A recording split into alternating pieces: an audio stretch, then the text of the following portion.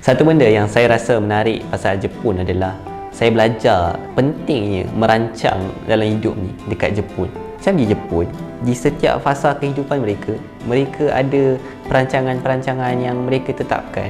Bahkan macam suri rumah yang duduk rumah, bagaimana mereka nak merancang perbelanjaan harian mereka. Sebab mereka ni pergi pasar hari-hari tau. Macam mana supaya perbelanjaan mereka tak melebihi 1000 yen setiap hari. 1000 yen ni dalam RM35 setiap hari. Ketika saya pergi ke kedai buku dekat Jepun yang ada cawangannya kat KLCC, yang semua orang tahulah, saya rasa Kinokuniya, saya jumpa satu genre yang menarik. Nama dia Shukatsu. Shukatsu ni adalah bagaimana untuk menamatkan kehidupan.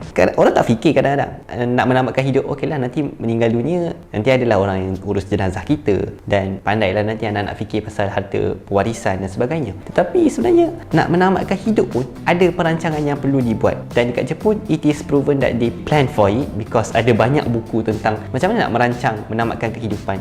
Dia bukan itu saja, itu satulah. Yang kedua adalah macam mana kita nak hidup di hari tua. Ada perancangan-perancangan yang ditetapkan. Contohnya duit nak invest kat mana supaya dia kekal subur dan mekar, satu. Ataupun yang kedua, dekat mana nak tinggal. Adakah nak duduk dekat rumah orang tua, ataupun nak duduk di rumah dan kekal menggunakan saving peribadi untuk sustain diri sendiri. Dan saya rasa perkara yang sama kita perlu appreciate dekat Malaysia. Appreciate the knowledge needed untuk merancang kehidupan kita di setiap fasa, sama ada fasa belajar, fasa sambung belajar, second degree, third degree, fasa bekerja, fasa meninggal dunia, fasa tua dan sebagainya.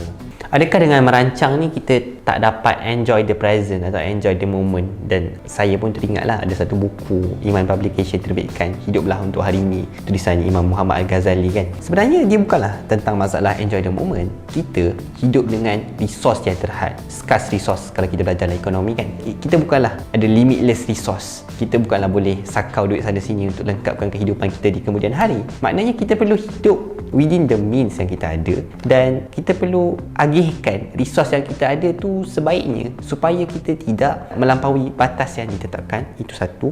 Dan yang kedua adalah supaya kita boleh menjadi hopeful atau ada wishful thinking terhadap benda yang berlaku di kemudian hari. Kita boleh anticipate benda berkenaan sebelum ia berlaku. Adakah hidup yang teratur ni dia menjadikan hidup ni bosan, predictable, tak ada misteri? Persoalannya bukan mengenai predictable atau tak predictable. Persoalannya adalah mengenai scarce resources yang saya sebutkan sebentar tadi, dan juga apa yang kita nak di kemudian hari.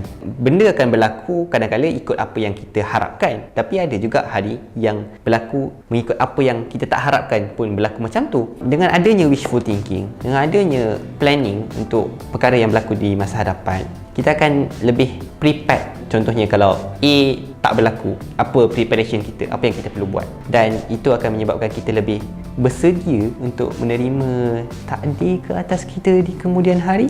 Kalau tentang term husnul khatimah, su'ul khatimah, saya tak pernah lagi dah dengar dekat Jepun ada kan. Dekat dalam Islam lah ada kan, pemergian yang baik, pemergian yang buruk kan. Semoga kita semua dapatlah husnul khatimah, insya-Allah.